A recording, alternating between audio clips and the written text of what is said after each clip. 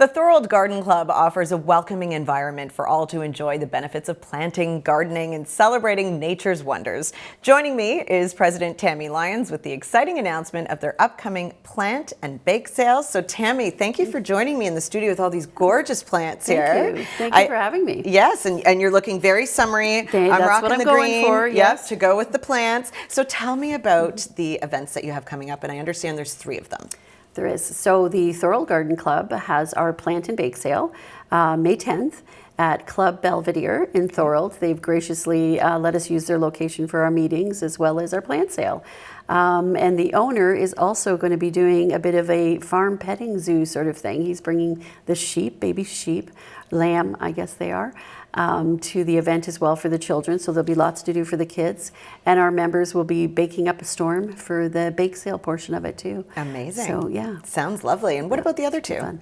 So then the following week, there are 2 different plant sales coming up. One is at Lincoln. Mm-hmm.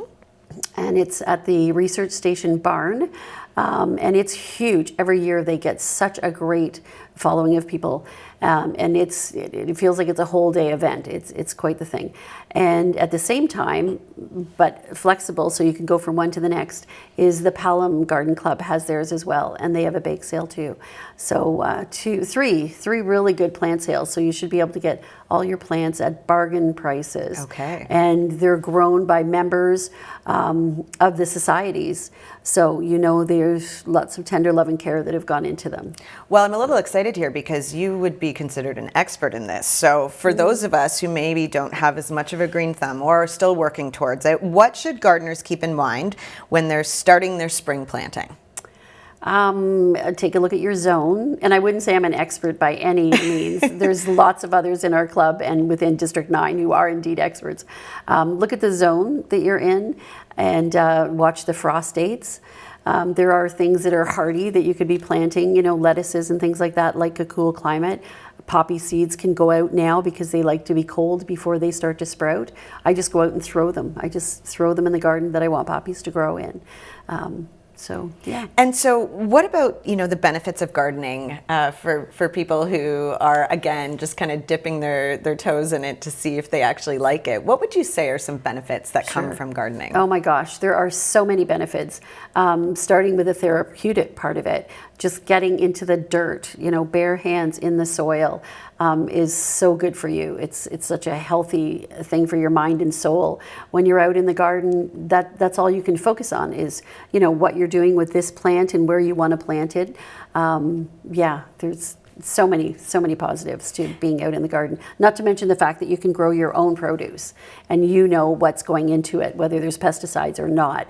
You know what you've planted and the harvesting techniques. Not to mention the cost savings there.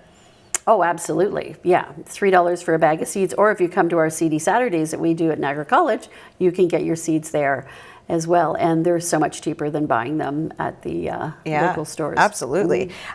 So this is something, being someone who has children, when you're planting in the spring, how do we know to keep safer from recognizing poison ivy? Oh gosh, be showing the kids. Yeah. Point out to them a live plant. This is poison ivy, stay away from it. Pictures, there's lots of information you can get on the internet that shows you, but there's nothing like being able to point out and go, that's poison ivy, that's what it looks like. It trails along the ground, it can climb up trees and fences. If you want to get a good look at it, go to Henley Island. It's all around the gates coming in from Okay, I didn't know that. They've got tons of it. So okay, great education. And so native plants can be aggressive but are never invasive. So can you tell me the difference between a native and an invasive plant? Okay, so an invasive plant is one that has the ability to either go underground so it can spread. Mm-hmm. There's been lots of talk about lily of the valley, which honestly is one of my mom's, was her favorite plant. So for me, it's a heartfelt, I can't plant lily of the valley. I love the smell of lily Me of the valley. Me too, I know. And I was just reading recently an article that said, put it in a pot. Just keep it in a pot. Oh, okay. But apparently there's ways it can blow from there or get around, but I'm going to be putting it in a pot.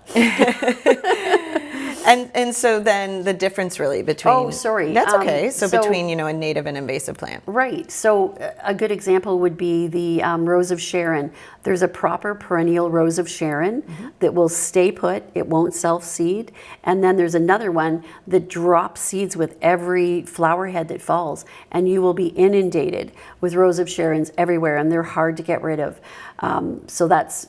you've got to know what plants you're planting and make sure you do your research. Ask if you're going to go to a garden center, ask them what kind it is. If it is at a plant sale like ours, get the details. Bring your phone, look it up online and just see if that's the color you want.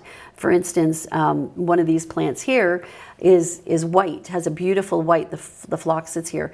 You can't tell that from looking at it. And Phlox David is a beautiful snowy white. So bring your phones, do some research so that you can figure it out what it is you want. If you want to have a white garden, then you want to be looking for things that have white flowers on them. And I'm quite certain there are apps that you can probably just take a picture. There are too, yep. And it'll pop up and tell you everything about it. That's right. So. Picture This is a great one. Oh, okay, there you go. Yeah. Of course you knew. Yeah. So we've only got about 30 seconds left. So why don't we take it back to the event that you have coming up, and you can just tell us again the date and what to expect. Okay. The Thorold Garden Club has their plant and bake sale May 10th at Club Belvedere.